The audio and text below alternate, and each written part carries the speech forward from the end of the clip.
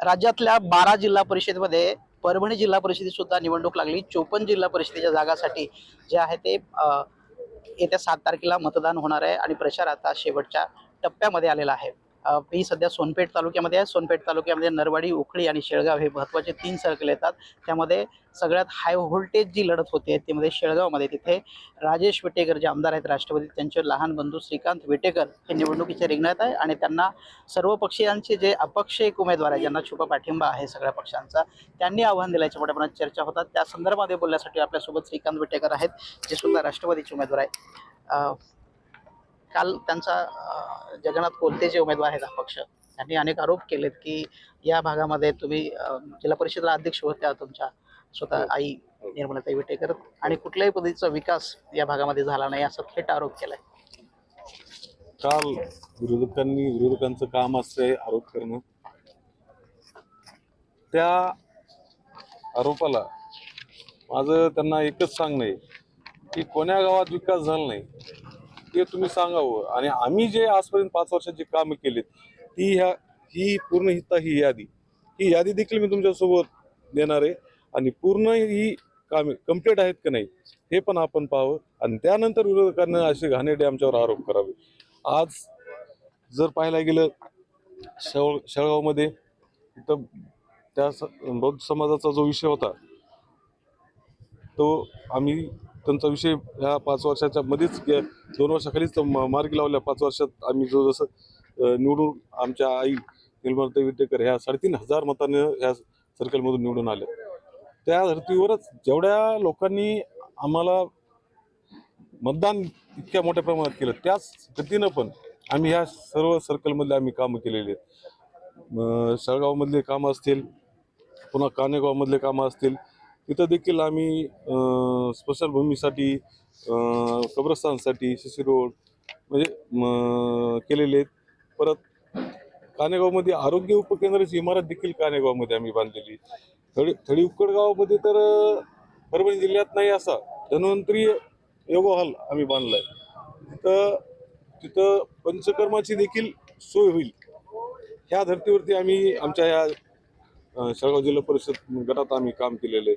थडी पिंपळगाव इथंही आम्ही आरोग्य उपकेंद्र मंजूर करून घेतलेले आहे, त्याचं काम देखील झालेलं आहे. वाणी संगमला पण डॉक्टर बाबासाहेब आंबेडकर शास्त्रीय सभागृह आम्ही तिथं बांधलेलं आहे. विटा खुर्द इथे देखील गोदावरी नदीवरील घाट असेल किंवा बौद्ध समाजासाठी आम्ही जे बौद्ध विहार बांधले. विकास कामं मोठ्या प्रमाणात झाली असावी, कारण डीपीडीसीचा फार मोठा निधी जे आहे ते इकडच्या भागामध्ये आला होता, हे सगळ्या जिल्ह्याला माहिती आहे. पण आता ते असंही म्हणतात की गोदाकाठचा जो रस्ता होता त्या रस्त्यामध्ये बरेच लोकांना अनेक वर्ष त्रास सहन करावा लागला होता. 13 गावचा जो रस्ता, 13 गावाच्या रस्त्याचा त्यात माझंच गाव येतं. त्या दिवस जसे की राजेशदादा विटेकर हे जिल्हा परिषद अध्यक्ष झाले, त्याच्यानंतर आमच्या आई अध्यक्ष झाल्या. जिल्हा परिषदचा रस्त्यासाठीचा हा निधी हा एका मर्यादित क्षेत्रात येतो. ज्यावेळेस नवाब मलिक पालकमंत्री नवाबबाई होते त्यावेळेस ही मंजुरी ही 2 किलोमीटरची असताना देखील आपण जवळपास सगळ्या तिथल्या म्हणजे परमिशन घेऊन त्या रस्त्यासाठी हे सगळ्या लोकांनाही माहिती की आमदार राजेशदादा विटेकरनंच पाठपुरावा करून तो रस्ता 2 किलोमीटरचा वगळून आम्ही तो 17 किलोमीटरचा आम्ही करून घेतलेला आहे. म्हणजे माननीय राजेशदादाच्या प्रयत्नातून आणि शासनाकडून मंजूर करून घेतलेला आहे.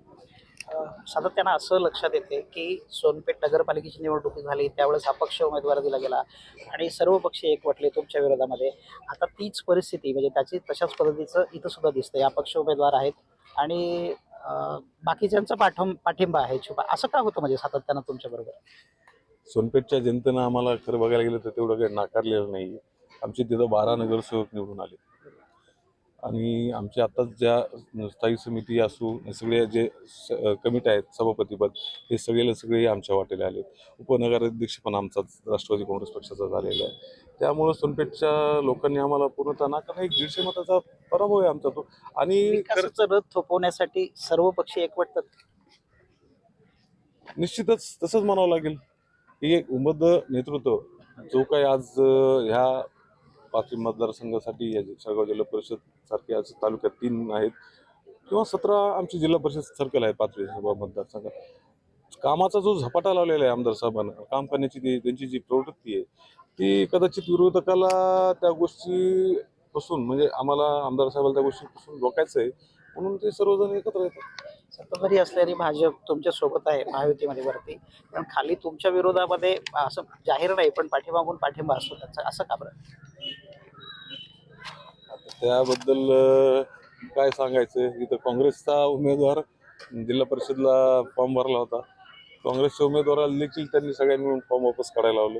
कदाचित एक प्रकारची त्यांच्या भीती असेल की तालुक्यात नेहमी की बाबा आम्ही आमचा विकास करतो म्हणून तालुका पूर्णतः आमच्या आजपर्यंत पाठीशी राहिलेला आहे.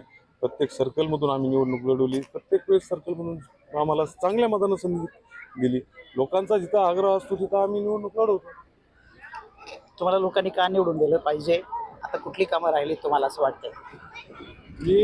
प्रथमतः मी एक सांगेल की खूप सारी अशी कामे झालीत की जशी की माझ्याकडे 5 वर्षाची लिस्ट होते तरी देखील आणखीन मला युवकांसाठी म्हणा किंवा जो काही विद्यार्थी शिक्षण घेत आहेत त्यांच्यासाठी मला वाचनालय प्रत्येक गावात वाचनालय करायचं आहे. युवकांसाठी ज्या ज्या गावात मला व्यायामशाळा वगैरे त्या स्कीम आणायच्या आहेत.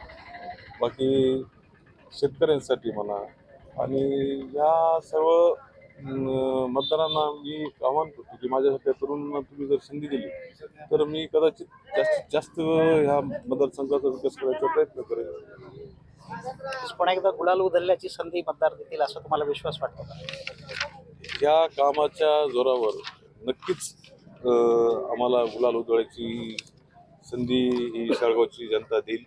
पण आदरणीय अजितदादा यांचं जे अपघाती दुःखद निधन झालं त्यामुळं आम्ही निवडून आल्यानंतर देखील आम्ही ही आमची निवडणूक बगर मिरवणुकीची करून एक माझा जनता आता 100% मला विजयी करेलच ते मी अजितदादांना माझा विजय श्रद्धांजली म्हणून. याच शेळगाव मतदारसंघामधून निर्मलाताई विटेकर ह्या मागच्या वेळेस 5 वर्ष जिल्हा परिषद सदस्य होत्या आणि त्या अध्यक्ष सुद्धा झाल्या होत्या. आणि तोच हा शेळगाव मतदारसंघ आहे जिथं अपक्ष सर्व पक्षीयांचा अपक्ष विरुद्ध राष्ट्रवादीचे उमेदवार यांच्यामध्ये थेट लढत होते. येत्या काळामध्ये मतदार राजा मतरूपी दान आपलं कुणाच्या झोळीत टाकतं आणि नेमकं कोणाला निवडून देतं हे सगळं पाहणं महत्त्वाचं ठरणार आहे. व्हिडिओ जर्नलिस्ट गणेशसह गजानन देशमुख, TV9 मराठी, शेळगाव, परभणी.